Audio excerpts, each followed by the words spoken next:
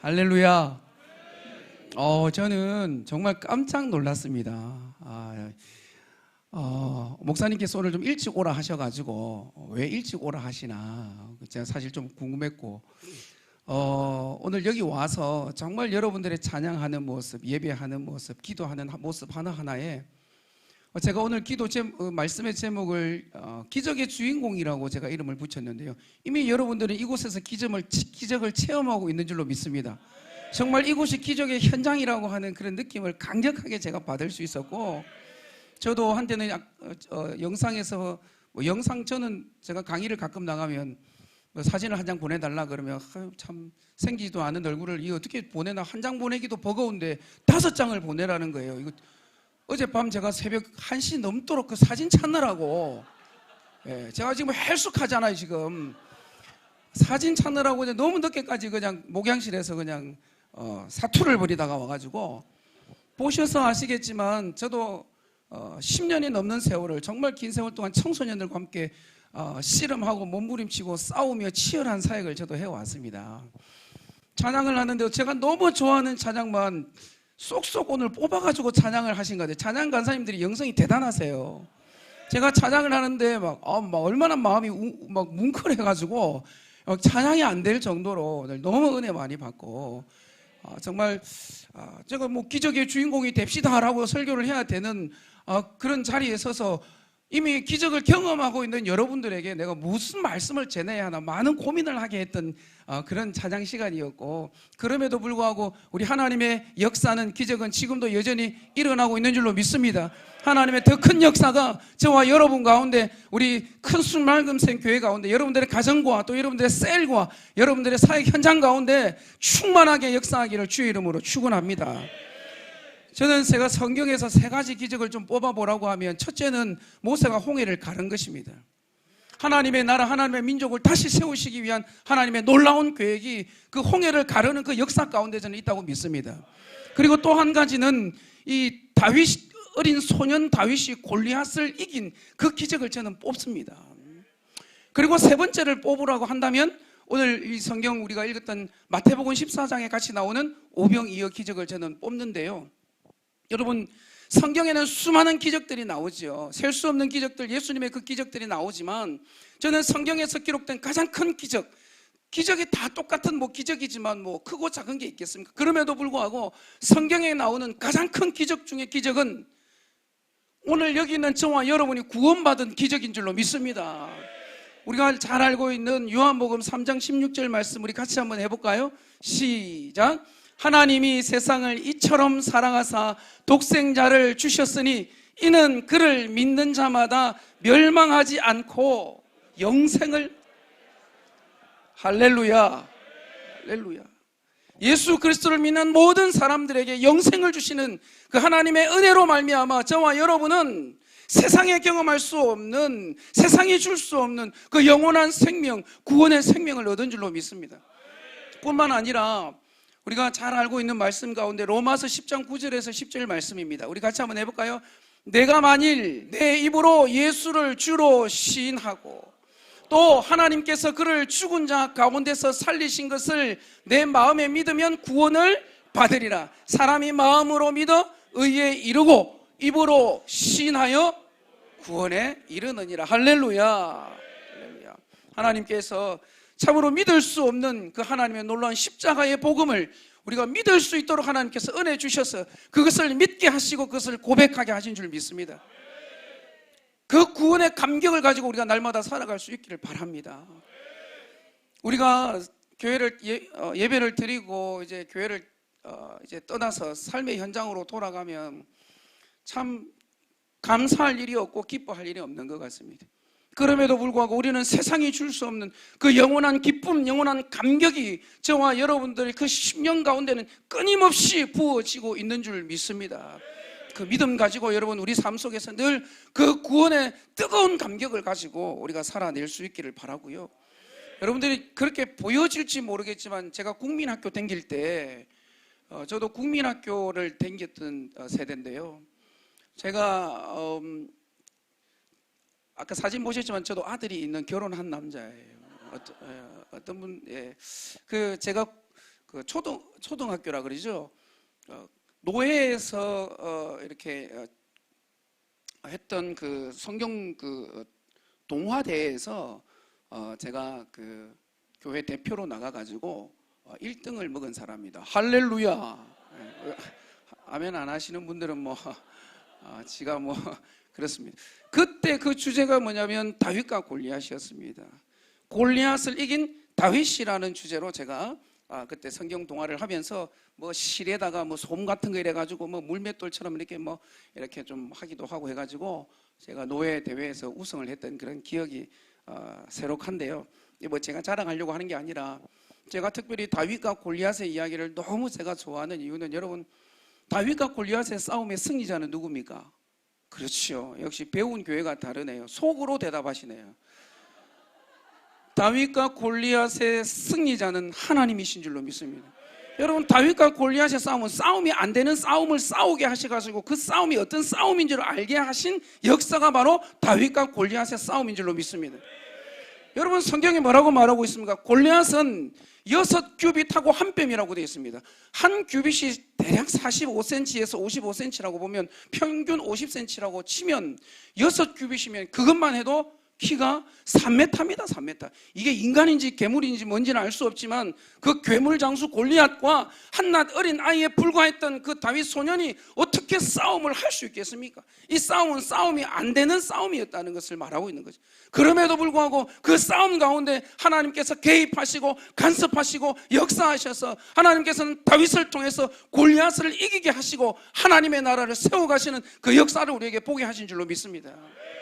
여러분, 그럼에도 불구하고 여러분 보십시오. 다윗이 그 골리앗 앞에 나간다고 했을 때에 얼마나 그 왕이라고 하는 이 사울조차도 다윗을 뜯어 말렸던 그 상황들을 우리가 너무나 잘 알고 있지 않습니까? 저는 이 내용을 보면서 다윗이 골리앗을 이긴 것도 기적이지만 저는 여기서 더 큰 기적을 발견하는 겁니다. 뭐냐 하면 어떻게 다윗이 골리앗 앞에 나가려고 하는 그 용기가 생겼을까? 그 용기의 원천은 도대체 어디에서 온 것일까? 저는 늘 궁금했어요. 천하만 봐도 압도되지 않겠습니까? 여러분 3m입니다. 그러면 키만 3m 삐쭉 컸겠습니까? 덩치는 저만하지 않았겠습니까? 지난번에 우리 담임 목사님께서 저희 교회 오셔가지고 집회를 하시면서 그러더라고요. 이 교회 목사님은 딱 목회자 같은 몸매를 가지셨네 이래가지고 제가 상당히 충격을 받아가지고 다이어트를 해야 되겠다 이런 생각을 했습니다. 골리앗은 저하고 상상할 수 없을 정도로 더 큰 친구였겠지요. 그 앞에 서면 이미 벌써 모든 것이 압도당해버려서 감히 설 수 없는 그런 상황이었음에도 불구하고 다윗이 그 앞에 설 수 있었다는 것이야말로 저는 정말 엄청난 기적이다. 어떻게 다윗이 그렇게 할 수 있었을까? 여러분, 사무엘상 17장 34절에서 35절입니다. 한번 같이 읽어볼까요? 시작. 다윗이 사울에게 말하되 주의 종이 아버지의 양을 지킬 때에 사자나 곰이 와서 양떼 새끼를 물어가면 내가 따라가서 그것을 치고 그 입에서 새끼를 건져내었고 그것이 일어나 나를 해하고자 하면 내가 그 수염을 잡고 그것을 쳐 죽였나이다. 할렐루야. 뭐냐 하면 여러분, 다윗은 이미 골리앗보다도 더 힘센 놈, 골리앗보다도 더 고약하고 더 강력한 상대를 만나서 이긴 경험을 가지고 있는 사람이었다는 겁니다. 그는 이미 더 센 놈을 이겼기 때문에 골리앗을 봤을 때 전혀 두렵지 않았다라는 사실인 거지요. 우리에게도 승리의 경험이 경험되어질 수 있기를 축복합니다. 여러분, 그래서 우리가 신앙생활을 할 때에도 저는 여러분들이 아름다운 신앙의 추억들을 좀 많이 만들 수 있기를 바랍니다. 우리가 신앙이라고 하는 것은 물론 우리가 체험이나 경험에 너무 그 경험주의로 빠져서는 안 되겠지만 여러분, 우리가 경험 없는 신앙은 그 신앙을 계속 유지할 수가 없는 거예요. 하나님께서는 철저하게 그냥 머리로만 이론으로만 지식으로만 우리에게 머물러 있는 하나님이 아니라 우리에게 직접적으로 다가오시고 우리에게 경험되는 하나님이신 줄로 믿습니다. 그 하나님을 붙잡고 우리가 하나님과 나와의 아름다운 영적인 추억과 승리의 경험들을 가지고 있을 때 우리 앞에 있는 그 자잘한 그런 문제 앞에서 우리는 당당하게 맞설 수 있는 줄 믿습니다. 그러니 여러분 좋은 추억 많이 만드실 수 있길 바라고, 하나님과 나와의 영적인 추억뿐만 아니라 우리 성도들 간의 아름다운 추억도 좀 많이 만드실 수 있기를 바랍니다. 여러분 사람은 추억을 먹고 이렇게 사는 존재를 하지 않습니까? 힘들고 어려울 때 과거에 그래도 내가 옛날에 이렇게 했었지, 그래도 내가 참 열심히 있을 때, 뜨거웠을 때 내가 주님 앞에 나갔던 그 기억, 그 추억, 그 경험들이 우리가 힘들고 어렵고 아파서 주저앉아 있을 때에 나를 이렇게 세워줄 수 있는 강력한 힘이고 무기가 되는 줄로 믿습니다. 그러니 오늘 여기 있는 옆에 우리 여러분들과 함께 계신 믿음의 동지들, 동력자들과 함께 좋은 추억을 많이 만들어서 여러분들이 신앙생활 하며 나아갈 때에 큰 힘과 도움이 되는 귀한 그런 관계들이 되어질 수 있기를 바랍니다.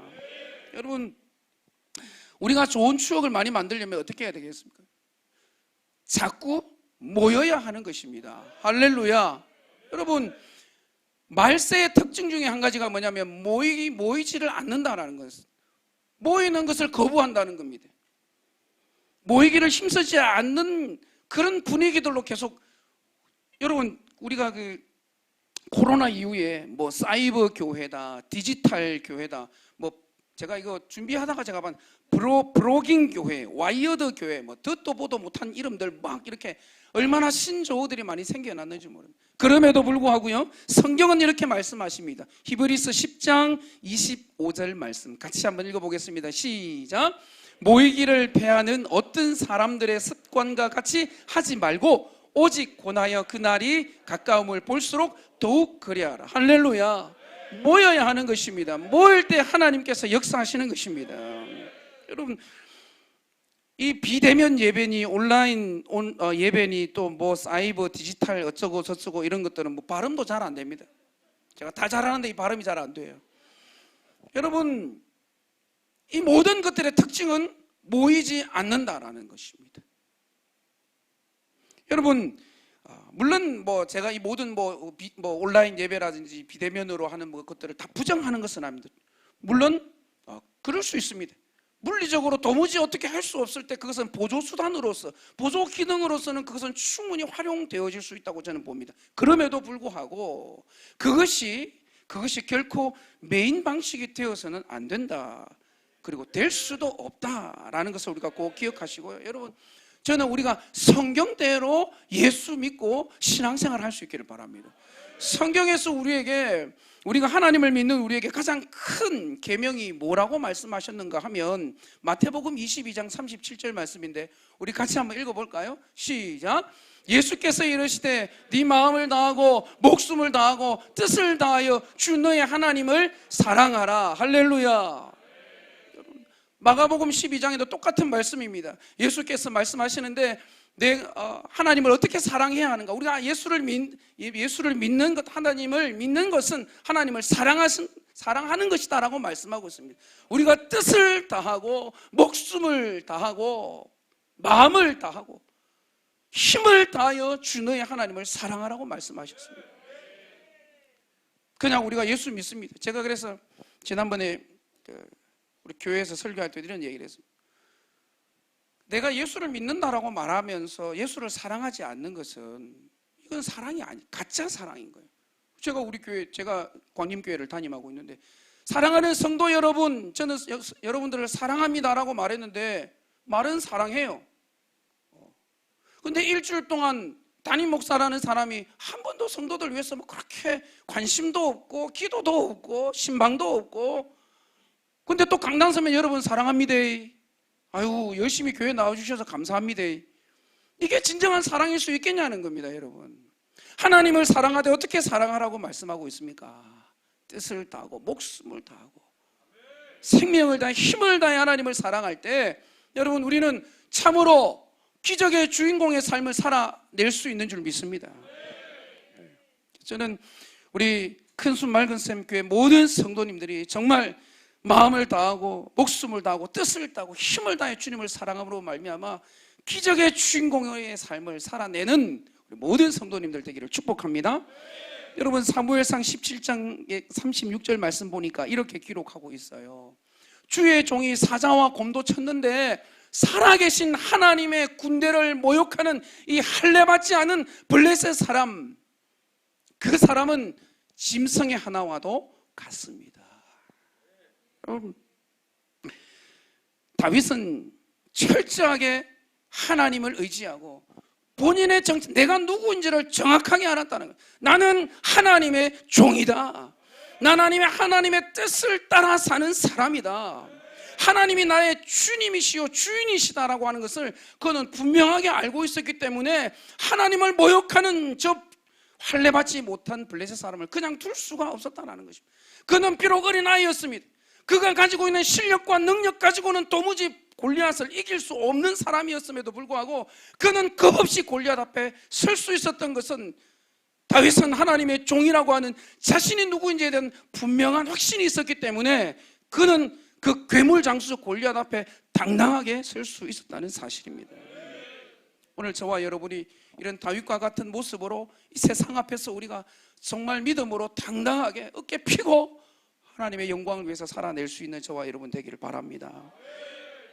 여러분, 이사야 40장 31절 말씀 보면 이런 말씀이 있지요. 오직 여호와를 앙망하는 자는 새 힘을 얻으리니, 이렇게 말씀하고 있습니다. 여러분, 여기서 여호와를 앙망한다라고 하는 말은 히브리 원어로 웨코에라고 하는 단어를 사용하고 있는데요, 이것은 기대한다, 기다린다 이런 뜻을 가지고 있어요. 그러니까 우리가 지금 이 말씀 보면 여호와를 앙망하는 자가 새 힘을 얻어가지고 독수리가 날개칩에 올라감 같이 한다라고 하니까 막 우리가 내가 뭔가 해야 될 것 같고 막 두 주먹 불 끈지고, 물론 우리는 하나님의 백성으로서 우리에게 주어진 삶의 현장 속에서 최선을 다하고 부지런히 살아내야 되는 사람이면 틀림이 없습니다.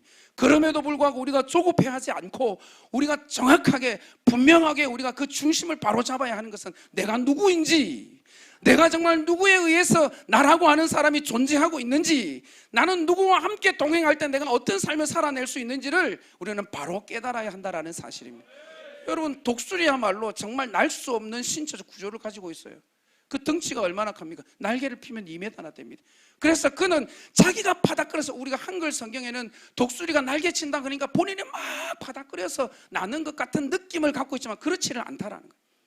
여호와를 앙망하는 것처럼 그는 오히려 공기의 흐름을 이용한다 그러죠. 상승하는 기류를 타고 하늘로 올라간다라고 이야기를 합니다. 여러분, 우리는 우리 스스로 어떤 노력도 필요하고 또 애씀도 필요하겠지만 중요한 것은 정말 우리가 어떤 하나님께서 우리를 인도하시는 그 영적인 기류를, 상승 기류를 우리가 탈 때에 우리는 정상적인 비행과 더 높은 하늘을 날아 더 넓은 하늘 가운데 정말 하나님의 영광을 정말 활짝 펴서 정말 그 멋있는 독수리와 같은 그런 능력 있는 삶을 우리가 살아낼 수 있게 된다라고 성경은 말씀하고 있는 것입니다. 여러분, 그래서 여러분 그 참새 같은 경우는 보십시오. 작은 몸통에 날개짓 하면 뭐 충분히 날개짓해서 날 수 있는 정도의 날개를, 얼마나 그 신체 구조가 딱 맞습니까? 그런데 여러분 보십시오. 누가 더 높이 날겠습니까?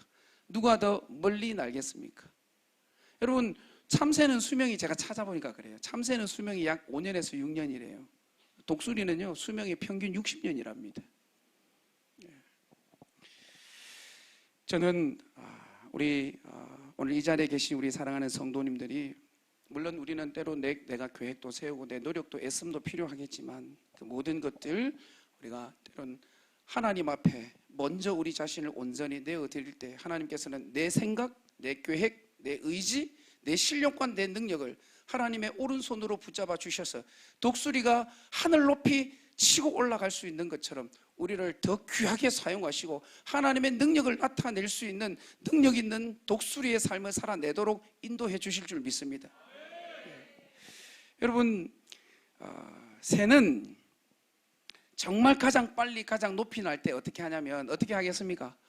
엄청 열심히 날개짓을 하겠습니까? 그렇지 않습니다. 우리 가끔 화면에서 보지 않습니까? 새가 정말 빨리 날아가야 할 때, 정말 높은 곳으로 올라갈 때는 날개를 어떻게 한다고요?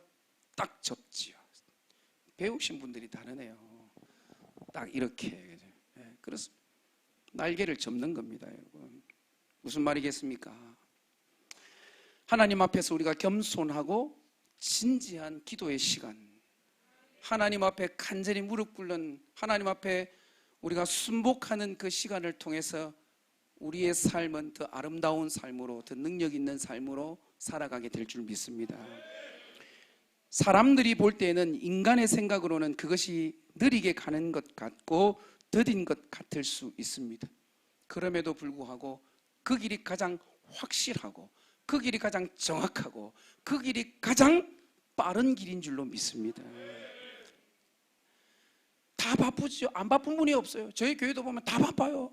어린 애들부터 내일 모레 이제 뭐 주님 만나러 가실 분들까지 다 바빠요. 다 바빠. 그럼에도 불구하고 우리의 분주함을 내려놓고 멈추고 하나님께 집중할 때에 내가 지금까지 하지 못했던, 내 힘으로 할 수 없었던 그 일들을 하나님이 하시고 성령께서 정말 기가 막힌 방법으로 하나님의 뜻을 저와 여러분을 통해 이루어 가실 줄로 믿습니다. 그래서 여러분, 우리 코로나 이후에 한국교회가 참 많은 위기를 겪고 있다라고 하지만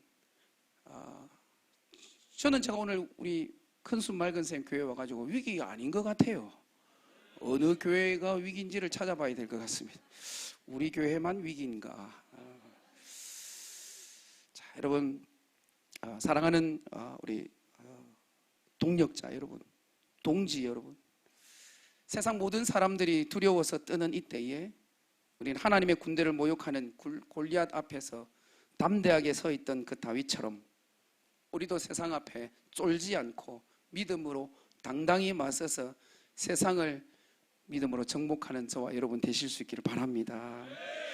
정말 다윗이 그렇게 외쳤죠. 제가 주일학교 때 어릴 때 그 동아대회 할 때 그렇게 외쳤죠. 너는 나에게 창과 칼과 단창으로 나에게 나오거니와 나는 네가 욕하는, 네가 모욕하는 하나님의 만군의 여호와의 이름으로 내가 너에게 나가노라. 그러면서 제가 뭘 팍 하나 던졌던 것 같아요. 정말 여러분들이 다윗과 같은 그런 담대한 믿음 가지고, 여러분, 우리가 세상 앞에 우리가 담대히 서지 못할 이유가 무엇입니까? 함께 하시는 주님을 의지하며 우리가 더 당당하게 세상 앞에 서서 복음의 깃발을 꽂는 저와 여러분 되실 수 있기 바랍니다. 2년이 넘는 코로나 팬데믹 때문에 우리의 일상이 참 많이 무너졌습니다.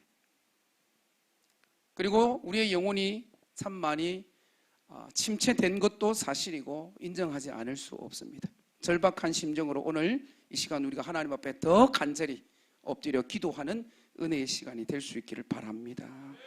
그렇게 할 때에 제가 정말 좋아하는 구절이 있어요. 오늘 우리 이 금요 예배에 나오신 우리 사랑하는 성도님들 다 아시는 내용이겠지만 이 말씀 우리 한 번 더 우리 읽고, 정말 하나님께서 이 말씀대로 역사하셔서 우리의 모든 상황과 환경을 역전시키셔서 우리로 하여금 기적을 경험하는 승리자로 세우실 하나님을 기대하면서 우리 한번 이 말씀대로 나에게 역사하여 주옵소서, 임하게 될 줄로 믿습니다.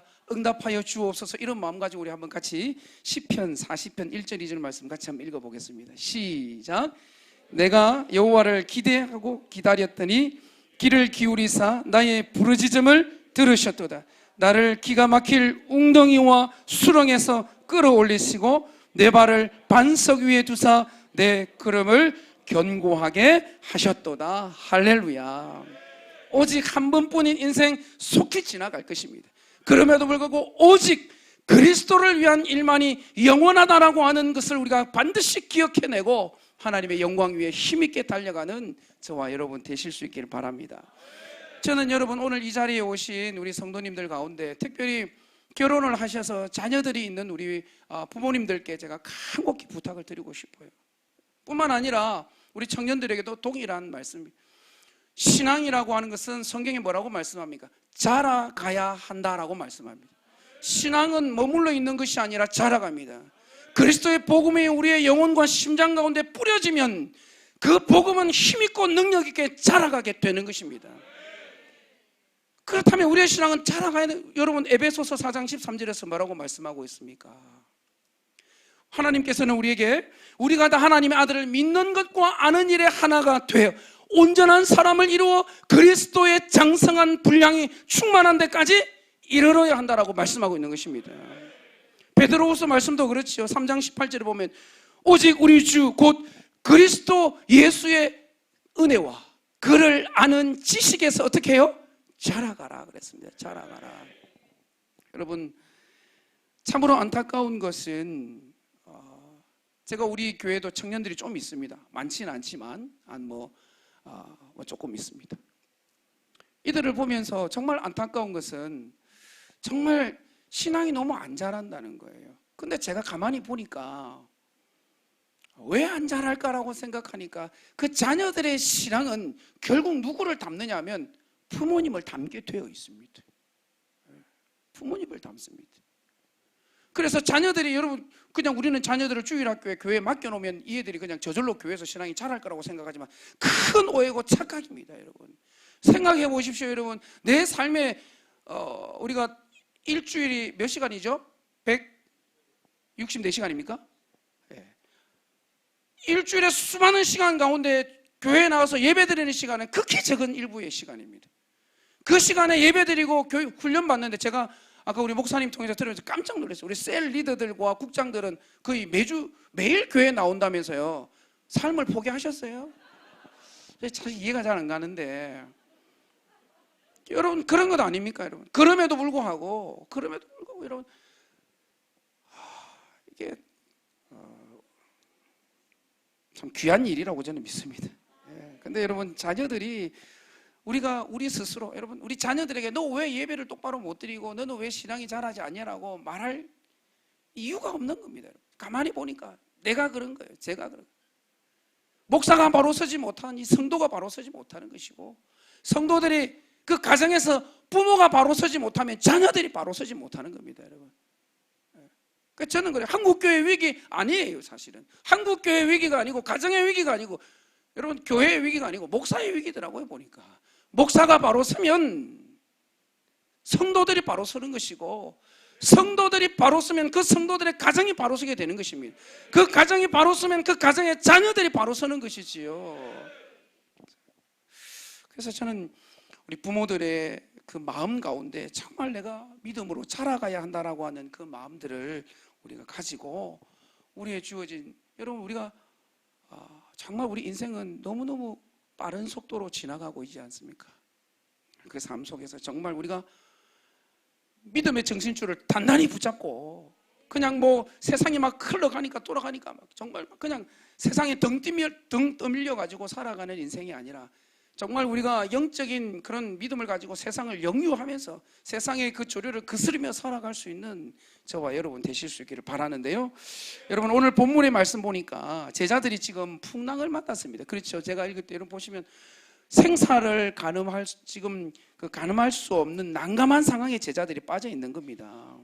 정말 어려운 가운데 이들이 상황에 처해 있는데, 한 가지, 여러분, 오늘 이들이 풍랑을 만나 이 정말 생사를 알 수 없는 어려운 가운데 빠지기 불과 몇 시간 전에 어떤 일이 있었는가 하니, 바로 오병이어라고 하는 엄청난 기적을 그들은 경험했더라는 것이지요. 오병이어가 어떤 기적입니까? 예수님과 함께 하지 않으면 도저히 경험할 수 없는 기적, 오병이어 기적. 그리고 정말 평생에 잊을 수 없는 그 놀라운 기적을 그 제자들은 경험을 했던 본인들입니다. 그런데 여러분, 그 놀랍고 감격스러운 그 사건을 경험한 지 불과 몇 시간 지나지 않아서 그들은 지금 생명의 위협을 느끼고 있는 것입니다. 이 제자들의 모습을 가만히 들여다보니까 참 저하고 너무 똑같은 거예요. 뭔가 일이 좀 잘 되고 잘 풀리고 하니까 막 금방 잘 되는 것 같고, 막 내가 뭐라도 된 것처럼 막 그러고 있다가 금방 또 돌아서면 뭔가 일이 꼬여져 버리고 힘든 일이 생기고 막 그러니까 그냥 사정없이 그냥 자존감이 떨어져 버리고 실패감과 좌절감 때문에 낙심하고 있는 제 모습을 발견하게 되더라니까요. 그래서 여러분, 우리가 늘 항상 겸손해야 하는 이유가, 저는 이 제자들의 모습 속에서 봅니다. 오병이어 기적 보고 막 엄청나게 얼마나 그 감격을 주체할 수 없었던 그 제자들이었지만, 우리의 인생이라는 게 어떤 상황을 맞이하게 될지 우리는 아무도 알 수 없습니다. 그래서 내가 좀 잘 되고 잘 나가고 잘 풀린다고 해서 우리가 교만할 수 없다. 여러분 잠언 말씀 한번 같이 읽어볼까요? 16장 18절 우리 너무나 잘 아는 말씀인데요. 같이 읽어보겠습니다. 시작. 교만은 패망의 선봉이요 거만한 마음은 넘어짐의 앞잡이다. 할렐루야. 그렇습니다. 이 말씀 우리가 잘 기억하고 우리 인생 앞에 그런 풍랑, 그 광풍이 언제 몰아칠지 알 수 없으므로 우리는 늘 겸손함으로 우리가 우리의 삶을 살아가야 할 것이고, 반대로 오늘 본문 보면 제자들에게 이 고통 가운데 문제 앞에 힘들어하는 분들이 혹 이 제자들과 같은 그런 상황 가운데 있는 분들이 있다면 제가 권면하기는 결단코 우리가 절망하지 않기를 원합니다. 낙심하지 마시기를 바랍니다. 언제 그랬냐는 듯이 우리 주님께서 우리 인생 가운데 역사하시고 은혜를 주시면 다시 한번 우리 인생은 회복되는 놀라운 은혜를 경험하게 될 줄 믿습니다. 그래서 전도서 7장 14절 말씀에 이렇게 말씀하고 있죠. 형통한 날에는 기뻐하고 공고한 날에는 되돌아보라는 것입니다. 여러분, 우리가 형통한 날에 하나님께 감사하고 기뻐하며 공고한 날에는 왜 하나님께서 나에게 이러한 상황, 나에게 이런 힘든 어려움과 문제들을 나에게 주셨는지 우리가 그것을 다시 한번 돌아보고 이것을 통해서 하나님께서 나에게 뭐라고 말씀하고 있는지, 하나님의 뜻이 무엇인지, 이것을 통해 나에게 말씀하시는 하나님의 뜻은 무엇인지를 우리가 깨달을 수 있기를 바라고, 하나님께서는 우리에게 이유 없는 시험을 주시는 분이 아니십니다. 까닭 없는 고난을 우리에게 주시는 분이 아니시라는 것을 꼭 기억하시고, 우리 앞에 어떤 문제가 있다 할지라도 그것 때문에 너무 주눅들거나 낙심하거나 절망하거나 좌절하지 말고 주저앉아 있지 말고 다시 일어설 수 있는 그런 저와 여러분 되기를 바랍니다. 오늘 본문 속에서 우리가 한 가지 자세히 들여다보게 되면은, 여러분 풍랑을 만났습니다. 제자들이 왜 풍랑을 만납니까? 풍랑을 만난 이유를 우리가 좀 살펴보게 되면, 제자들이 지금 이 어려운 문제 앞에, 상황 앞에 그들이 만난 그 이유, 그 원인 제공자를 우리가 한번 밝혀볼 필요가 있겠는데요. 오늘 제자들이 그 풍랑을 만나는 데 있어서 그 원인을 제공한 자가 누구냐면, 그분이 누구냐니까 바로 누구라고요? 예수님입니다. 예수님. 오늘 우리가 읽었던 22절 말씀 한번 보십시오. 보시면 예수께서 즉시 제자들을 재촉하사 자기가 무리를 보내는 동안에 배를 타고 앞서 건너편으로 가게 하셨다, 이렇게 얘기를 하고 계시거든요. 여기서 즉시 제자들을 재촉했다는 말은 뭐겠습니까? 가기 싫은데 억지로 등 떠밀어서 가라고 보낸 거예요. 제자들은 가기 싫었습니다. 왜 가기 싫었겠습니까? 지금 당장 그 바로 앞에 보면 오병이어의 기적이 일어났던 것입니다. 그 현장, 기적의 현장에 그들은 있었습니다. 얼마나 감격스럽고 얼마나 정말 그 놀라운 일 앞에서 그들은 기뻐하고 있었겠습니까? 그래서 그냥 그들은 거기 계속 머물러 있기를 원했던 겁니다. 그러나 예수님께서 그 제자들을 바라보실 때 그 자리, 그곳은 그들에게 전혀 도움이 되지 않는, 유익하지 않는 자리였다는 사실입니다. 반대로 오히려 여러분, 그곳은 예수님께서는 그곳이 복음을 거스르는 자리요, 복음을 역행하는 자리라고 보셨습니다. 왜 그랬는가 하면, 제자들은 오병이어의 기적을 통해서 지금 군중들과 함께 흥분 가운데 있었던 것이죠. 만약 예수님께서 제자들을 재촉하지 않고 그냥 그곳에 가만히 그냥 내버려 두셨다면 그들은 아마 참으로 예수님께서 그 기적을 행하신 그 기적의 진정한 이유와 목적을 완전히 상실해버린 채 그들은 단순히 그 기적에 취해서 그 기적의 향연과 그 축배에 빠져 그 밤을 지새웠을 것이 너무나 분명했기 때문에 예수님께서는 그 제자들을 즉시 재촉하여 그 자리를 떠나게 하셨다고 성경은 말씀하고 있는 겁니다. 오늘 오늘 우리 본문에 나오는 이 내용을 다루고 있는 다른 성경에서도 보면, 특별히 요한복음 말씀에 보니까 이렇게 기록하고 있습니다. 요한복음 6장 15절에요. 그들이 와서 예수를 억지로 붙들어 가지고 임금 삼으려고 하는 것입니다. 그래서 예수님께서는 그것을 피하여 혼자 홀로 산으로 떠나가셨다라고 말씀하고 있습니다. 기적을 경험한 군중들은 이분이 임금이 되고 이분이 정치를 해서 이분이 우리의 왕이 된다면 참으로 지금 로마의 압제 가운데 실험하고 있는 내 자신과 우리 가정과 우리 민족이 이분으로 말미암아 이제 그 문제들이 해결될 수 있을 것 같다. 로마의 압제 속에서 건져내시고 우리를 해방시켜 주실 그 지도자다라고 그들은 생각하고 있었어요. 그리고 그 제자들 입장에서도 이 군중들이 그렇게 생각하는 것이 그들에게는 정말 얼마나 판타스틱 하겠습니까? 예수님의 최측근들 아닙니까? 윤석열의 최측근들이 지금 얼마나 좋아하겠습니까? 똑같은 것이. 예수님의 채채끈으로서 예수님을 임금으로 세우려고 하고 왕으로 세우려고 하고 지도자로 세우려고 할 때 제자들은 막 그냥 같이 흥분해가지고 그냥 그게 도취해버린 거죠. 오병이어의 기적이 갖는 진정한 의미는 물론 여러분들 그 군중들의 배고픔과 굶주림을 채운 것으로 표현되고 나타난 것입니다. 하지만 그것이 끝이 아니었습니다. 단순히 그 오병이어의 기적이라고 하는 것은 인간의 필요를 충족시키기 위한 수단으로 행해진 기적은 아니었다라는 사실인 것이죠. 오병이어의 기적을 통해서 성경이 말씀하고자 했던 것이 무엇이겠습니까? 그것은 한 가지입니다. 예수 그리스도는 누구신가? 예수 그리스도는 하나님의 아들이시다는 사실입니다. 예수만이 우리의 텅 빈 그 영혼의 빈들에서 우리를 채워주실 수 있는 진정한 구원자이심과 예수 그리스도만이 우리의 그 모든 불가능에서 우리를 가능케 하실 전능하신 하나님이라고 하는 그 사실, 예수 그리스도만이 우리의 도저히 해결할 수 없었던 그 죄의 문제를 근본적으로 본질적으로 해결할 수 있는 메시아이심을 나타내기 위해서 예수님은 이 오병이어라고 하는 기적을 그들에게 행하셨다는 사실입니다.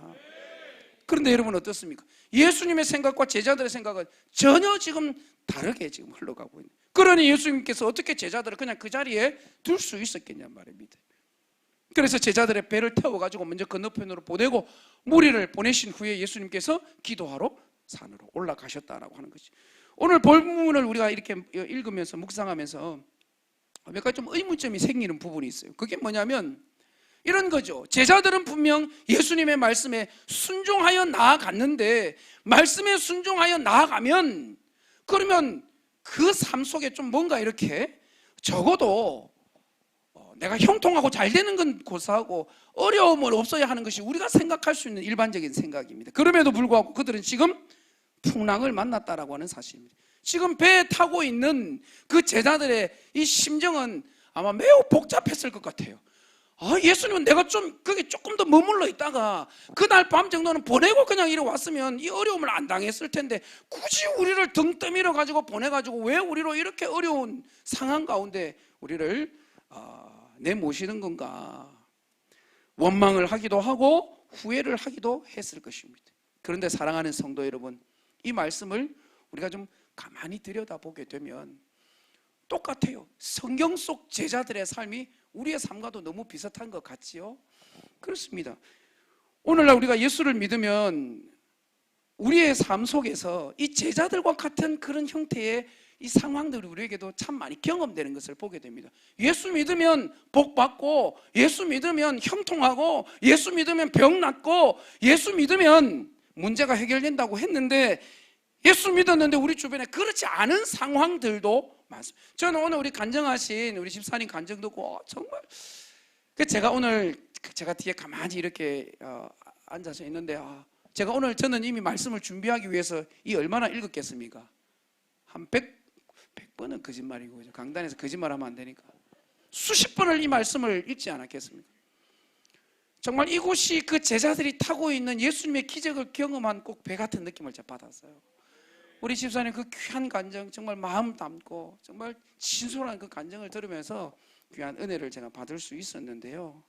여러분, 이 제자들의 모습 속에서 풍랑을 만난 제자들과 같은 고난과 시련을 겪고 있는 많은 그런 우리의 삶을 우리가 발견할 수 있게 되는 것이고요.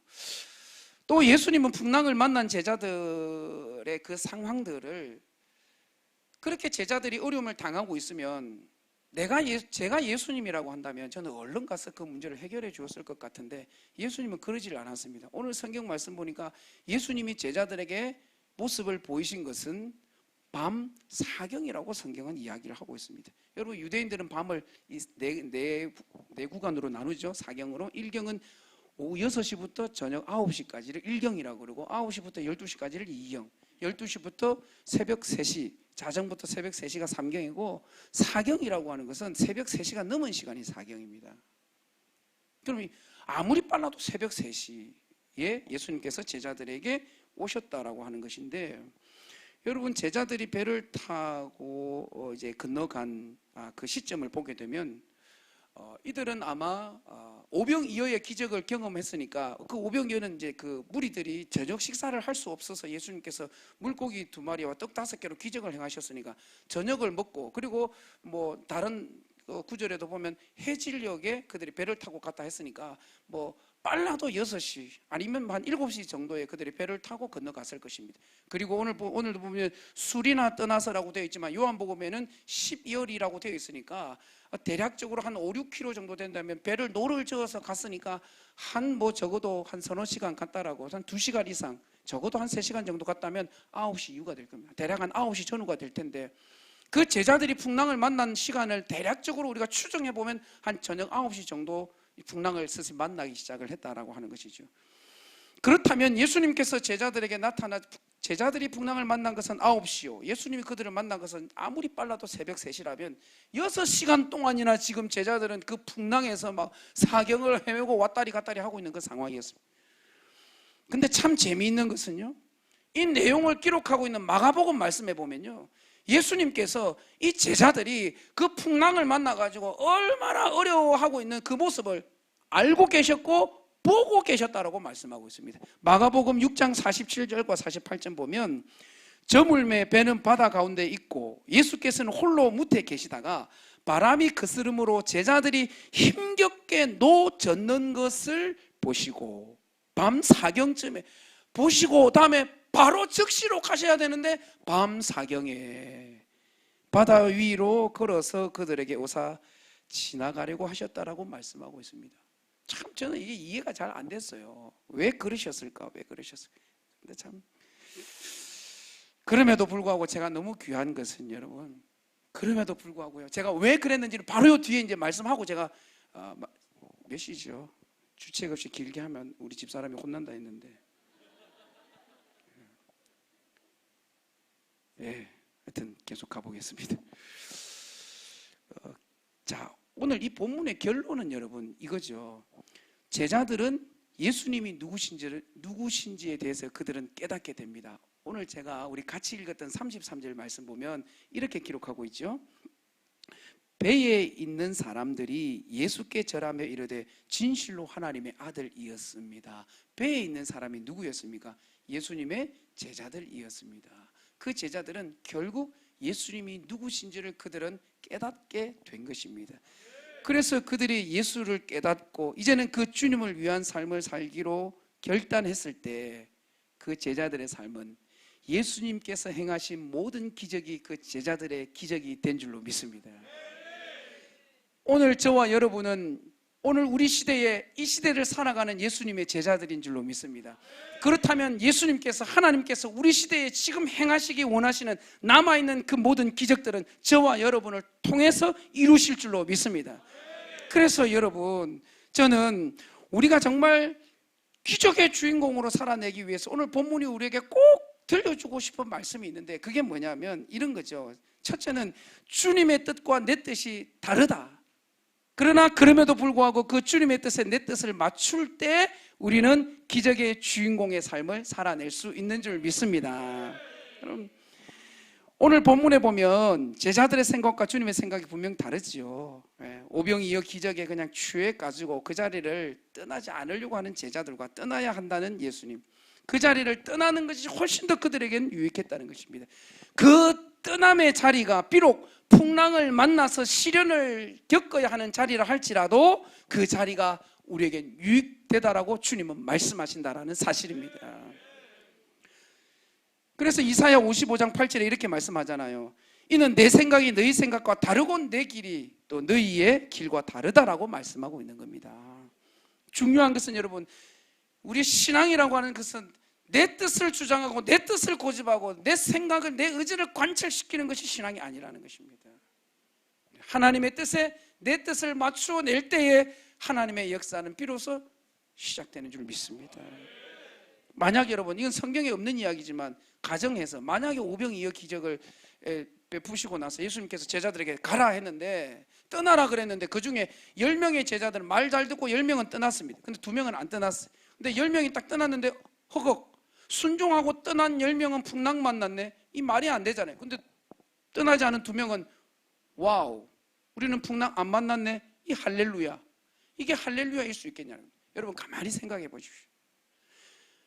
떠나지 않은 두 사람은 풍랑은 만나지 않았을 수 있지만 하나님께서 파도와 풍랑을 잠잠케 하시는 능력의 주님을 결코 경험할 수 없었다는 사실입니다.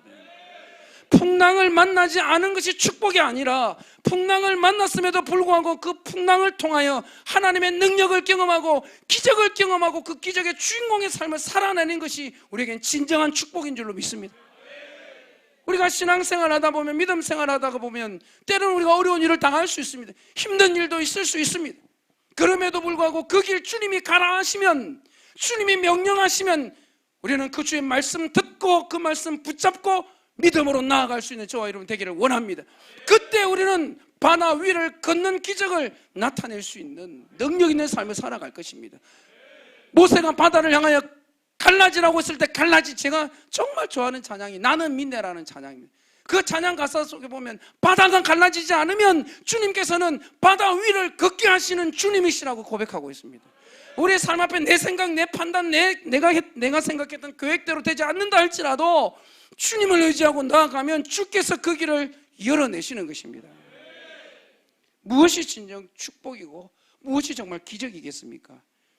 우리도 마찬가지입니다. 우리도 얼마든지 남들처럼 적당히 믿을 수 있어요. 우리도 남들처럼 편하게 예수 믿을 수 있습니다.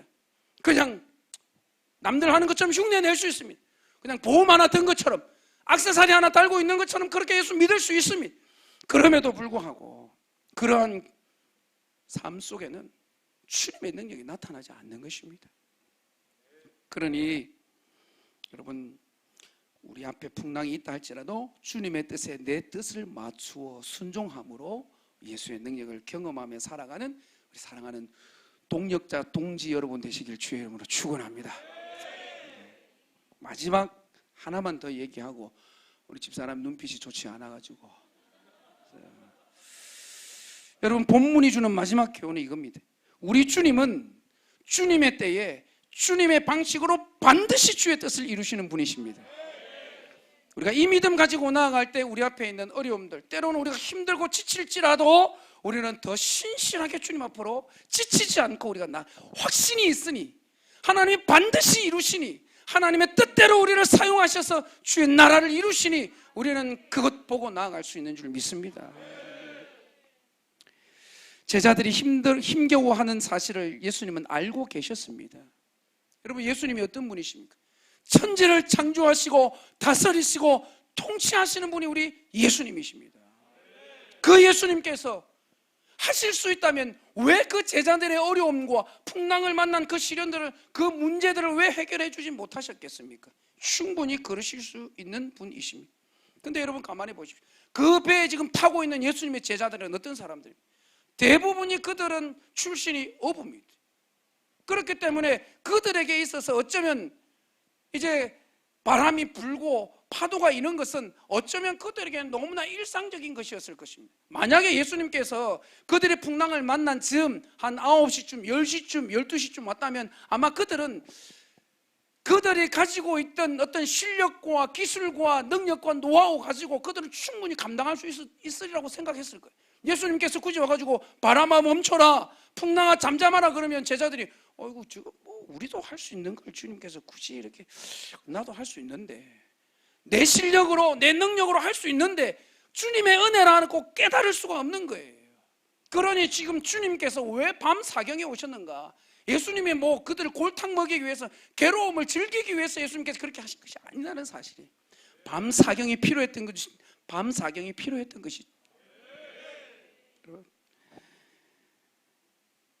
아마도 그들에겐 그들이 도무지 할 수 없는, 이제 내가 죽었구나, 이제 여기서 끝나는구나라고 생각할 수밖에 없었던 바로 그 밤 사경에 우리 주님께서 그들에게 모습을 보여주셨다라고 하는 사실이죠.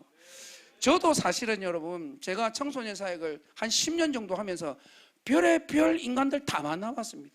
아까도 보셨겠지만 저희가 그 청소년들이, 제가 맡고 있던 애들이 한 670명 정도 됐습니다. 1년에 한 번씩 한 대전 지역, 제가 이제 대전에 있었으니까 대전 지역에 한 3,000명 정도 되는 청소년들을 대상으로 전도 축제를 하고 집회를 열었습니다. 1년에 한 번씩. 우리 아이들 중에는 뭐 열심히 있는 아이들도 있었지만 그 중에는 제가 정말 재밌는 애들 많이 만났습니다. 자살 이런 건 뭐 못 깁니다. 어떤 여자애들은 임신도 안 했는데 가상 임신해가지고 목사님 제 임신했어요 이러고 자랑한다고 와요. 별의별 애들 도둑질하고 오토바이 훔쳐가지고 부모님 전화번호 안 가르쳐주고 제 번호 가르쳐줘가지고 경찰서 둔산경찰서 끌려가가지고 제가 애 데리고 오고.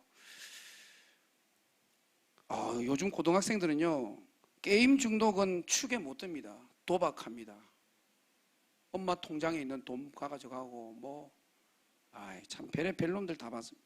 제가 왜 이야기 말씀드린가 하면 그렇게 11년을 제가 사역했으니까 저는 제 마음에 이런 마음이 있었어요. 그래 애들 다루는 기술, 애들 키우는 건 난 우리 집 애들 그 둘이 내가 지금 해마다 데리고 같이 씨름하는 놈들이 수백 명의 애들인데 내 우리 집 애들 둘 정도야 내가 식은 죽 먹기지 라는 생각을 저는 가지고 있었습니다.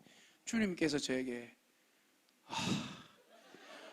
엄청난 풍랑을 만나게 하셨습니다.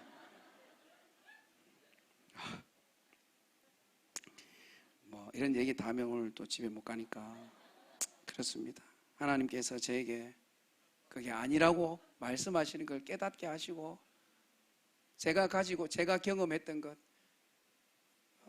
제가 이렇게 가지고 있던 많은 어떤 것들이 아무 소용없다는 것을 주님께서 저희 두 아들을 통해서 여실히 저에게 보여주셨습니다. 그럼에도 불구하고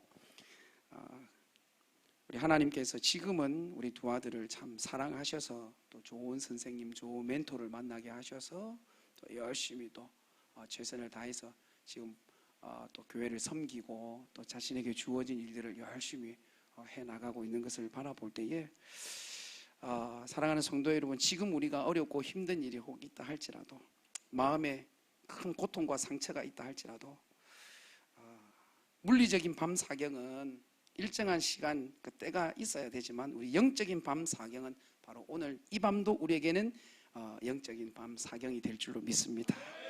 하나님을 의지하고 하나님 앞에 우리 모든 것을 내려놓고 우리 인생에 정말 그 주님 의지하고 나아갈 때 놀라운 하나님의 역사가 저와 여러분을 통해서 일어나게 될 줄 믿습니다. 말씀을 정리하겠습니다. 우리의 생각, 우리의 관점은 하나님과 다를 수 있습니다. 그럼에도 불구하고 그 하나님의 생각에 우리의 생각과 관점을 우리가 굴복시킬 수 있는 저와 여러분 되기를 바랍니다. 그래서 나의 관점을 우리가 내려놓을 때, 그래서 우리를 향한 하나님의 그 깊고 오묘한 뜻과 계획을 우리가 깨닫고 발견할 수 있기를 바랍니다. 주님의 뜻에 내 뜻을 맞추고 그 주님의 뜻에 순종하며 나아갈 때에 우리는 반드시 기적의 주인공으로 살아갈 수 있게 될 줄 믿습니다. 그 길이 때로는 고난의 길이고 시련의 길이라 할지라도 그 길이 은혜의 길이고 그 길이 축복의 길이며 그 길만이 생명의 길이 될 줄로 믿습니다. 뿐만 아니라 우리 주님은 저와 여러분을 위해서 주님의 때에 주님의 방식으로 주님의 그 선하고 아름다운 뜻을 반드시 이루시는 분이심을 우리가 믿음으로 우리가 붙잡고 나아갈 때에 지금도 여전히 우리 주님의 기적은 일어나는 줄 믿습니다. 그 기적의 주인공이 바로 오늘 여기 있는 여러분과 또 여러분의 가정과 또 우리 큰수 맑은샘 교회가 되어서 하나님의 나라와 영광을 위해서 참으로 영광스럽게 존귀하게 쓰임받기를 주님의 이름으로 간절히 축원합니다.